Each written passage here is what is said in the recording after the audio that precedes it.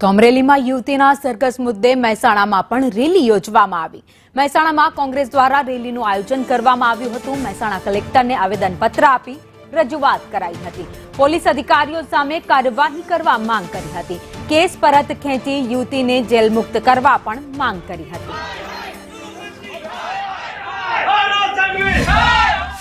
અમરેલીમાં એક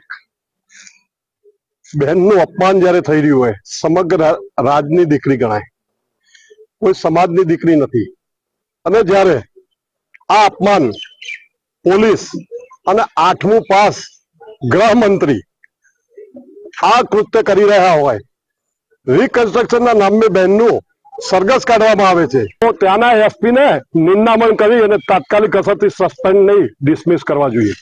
આજે અમે કોંગ્રેસ પાર્ટીએ આવેદનપત્ર કલેક્ટરશ્રીને સરકારશ્રી સામે પહોંચાડવાની વાત કરી છે।